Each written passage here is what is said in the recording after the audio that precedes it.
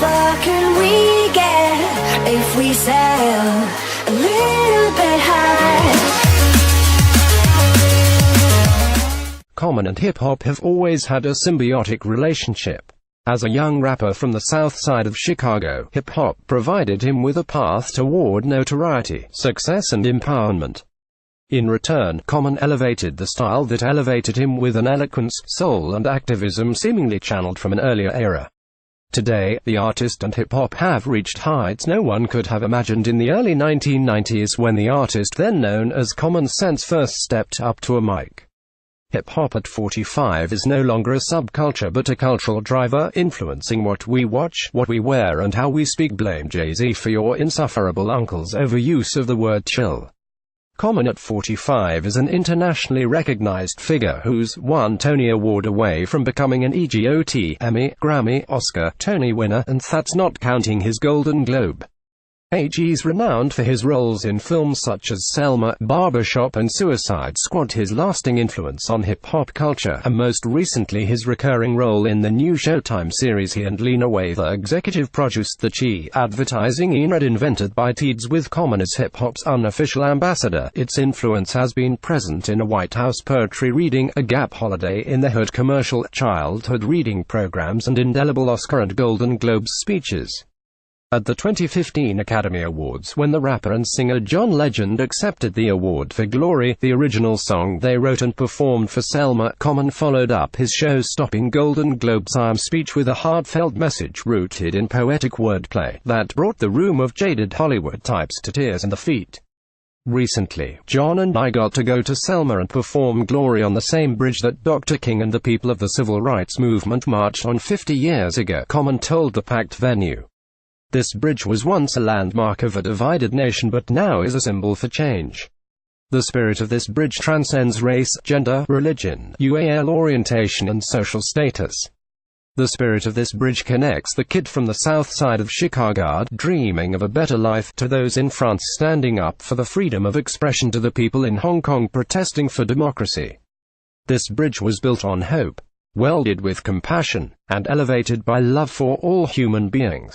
Common, born Lonnie Rashid Lynn Jr., touched nearly everyone in the audience, from Chris Pine to Oprah Winfrey and countless others watching at home. And now he's the one making the films. Common founded Freedom Road Productions after the Oscars to promote more diverse narratives on the small and big screen. Today that means the Chi, a Showtime series about life, love and yes, tragedy, on the south side of Chicago. Tomorrow is the Starz series adaptation of the African-American comic book hero Black Samurai that helps co-producing with RZA of the Wu-Tang Clan. If you could point to one aspect to culture that has changed the world, I pick hip-hop, set Common while on set in Chicago for the Chi. It's elevated the voices of those who are unheard and overlooked and looked down upon. And it has given us a lot of voices. Now the world connects with us in so many different ways. On Sunday, the three-time Grammy winner could pick up a fourth Recording Academy Award, the visual media honor for Stand Up for Something, written for Marshall, the Reginald Hudlin-directed film about Thurgood Marshall, the first African-American Supreme Court Justice. It will be a night in which the top prize categories are for the first time dominated by rap artists. Jay-Z's up for 8 awards, including Album, Record and Song of the Year. Kendrick Lamar has 7 nominations, and Childish Gambino, Khalid, No ID and SZA each have 5. While the Recording Academy added a rap album category in 1995, it's been a holdout when it comes to reflecting generational shifts and tastes in its top prizes. Millennials were raised as much on Tupac Shakur and Eminem as they were Britney Spears and NSYNC. Common was more thoughtful and eclectic in his music career than blockbuster crossovers like Ludacris. Still, he's one of a select club of hip-hop artists who survived the fickle turns of the rap and music industries with his self-respect, and the respect of the public, intact. And like any urban artist who's crossed over, he's also weathered the fear and scathing criticism that come with getting, as the saying goes, white famous. When Common was invited to read poetry at the White House in 2011 upon invitation from then First Lady Michelle Obama, Sarah Palin seized upon the moment. On Fox News, she questioned why an artist who glorified incompetence would be invited to the president's home. I was more surprised by the fact she knew who I was, Common said and laughed. Today such a flap would be laughable in an era when Hamilton swept the Tonys, Atlanta the Emmys, and Jay-Z and Beyoncé are not just music stars but business icons. Common, the son of an educator and ABBA basketball player, came of age with hip-hop entering his teens when NWA was shocking parents and moral crusaders with songs such as Tar Police. His debut album, 1992's Can I Borrow a Dollar, made small waves throughout the underground rap world for its low-key, introspective approach. Throughout the decade, his style ran counter to the gangster rap that was climbing the charts and causing panic among parents in white suburbs. Common rapped in a style closer to spoken word, over a sound many would later dub neo-soul.